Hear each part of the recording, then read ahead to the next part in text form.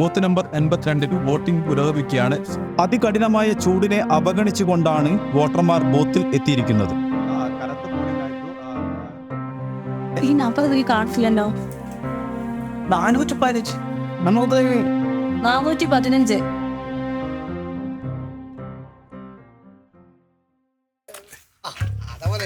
ഇവനെ കോട്ടാ വോട്ട് ചെയ്യാൻ പോരാണോ ഇനി പറഞ്ഞില്ലേ? നിന്റെ കാര്യത്തിന് ഉപയോഗിച്ചു ചേട്ടൻ ഇത് വരും. എന്നാ പോയാരാ ചേട്ടാ അതിനാണോല്ലേ? നോക്കാം. നമ്പർ 244 രവീന്ദ്രൻ അട്ടവയായി.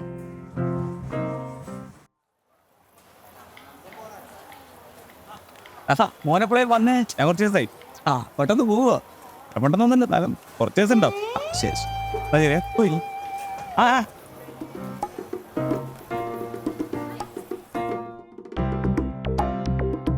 കാര്യങ്ങളൊക്കെ ഓക്കെ അല്ലേ?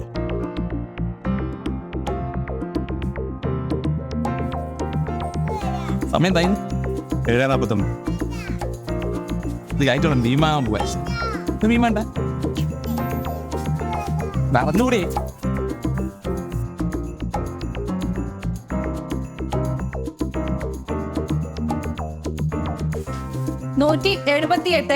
മഹേഷ് കുമാർ നാണോത്ത് ഹൗസ് പിശാരികാവ് കൊല്ലം PR. മേഡം, ഇത് മഹേഷ് നാണോത്തല്ല. ഈ വോട്ട് ഞാൻ ചലഞ്ച് ചെയ്തു. രേഖ വച്ചത്.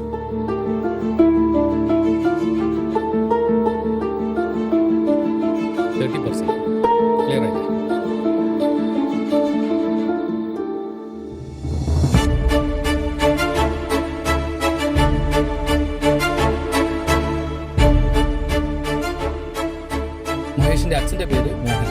നാണോ മഹേഷ് ഒന്ന് വിളിക്കൂ. മേഡം, ഇത് ഞാനല്ലേ, പിന്നെ ആരാ? നിങ്ങൾ ചലഞ്ച് ചെയ്യുന്നുണ്ടാവും. ഉണ്ട് മേഡം. തെളിവുണ്ടോ? കാണിക്കൂ. ബൂത്ത് അറ്റൻഡന്റ് സെക്ഷൻ 49B പ്രകാരം ഒരു വോട്ട് ചലഞ്ച് ചെയ്യാൻ അവകാശം. അപ്പോൾ അതിനുള്ള പ്രൊസീജിയർ ചെയ്തു. ഈ ഒരു ബൂത്തിൽ എത്ര ശതമാനം പോളിംഗ് നടന്നു എന്ന് പറയാൻ പറ്റുമോ സാർ?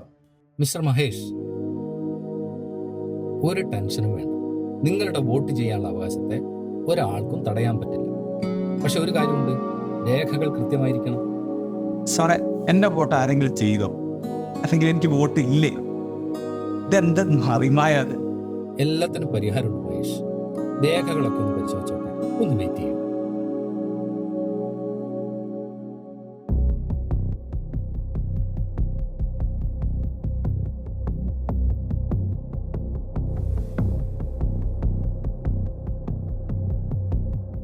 ഈ ചലഞ്ച് ആവശ്യമില്ലായിരുന്നു. സാറേ, എനിക്ക് വോട്ട് ചെയ്യണോ? വോട്ട് ചെയ്യാലോ. ഒരു പൗരൻ എന്ന നിലയിൽ നമ്മൾ എല്ലാവരും ഇതെല്ലാം അറിഞ്ഞിരിക്കണം. അതല്ല സാറേ, എൻ്റെ പേരിൽ ആരെങ്കിലും കള്ള വോട്ടോ മറ്റോ ചെയ്താണോ ഞാനെങ്ങനെ അറിയാം? ഇത് കള്ളവോട്ടല്ല, ഇതൊരു സിസ്റ്റമാണ്. ബൂത്ത് ഏജന്റിന് 2 രൂപ അടച്ചുകൊണ്ട് നിങ്ങളുടെ വോട്ട് ചലഞ്ച് ചെയ്യാം. ഇനി അഥവാ നിങ്ങളുടെ വോട്ട് മറ്റാരെങ്കിലും ചെയ്തുവോ എന്ന് നിങ്ങൾക്ക് സംശയമോ, ഇനി അല്ല നിങ്ങൾക്ക് കണ്ടെത്താൻ സാധിച്ചു എന്നിരിക്കട്ടെ, നിങ്ങൾക്ക് ടെൻഡർ വോട്ട് എന്നൊരു സിസ്റ്റം ഉണ്ടല്ലോ, അതുവഴി നിങ്ങൾക്ക് വോട്ട് ചെയ്യാം. അപ്പൊ എനിക്ക് വോട്ട് ചെയ്യാതാ? തീർച്ചയായും പോയി വോട്ട് ചെയ്യാം.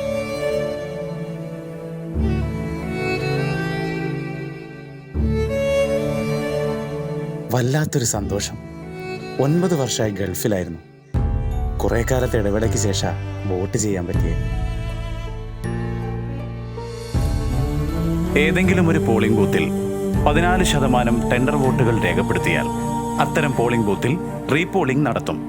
വോട്ട് ചെയ്യാനുള്ള ഒരു പൗരന്റെ അവകാശത്തെ കള്ളവോട്ടിലൂടെ ഇല്ലാതാക്കരുത്.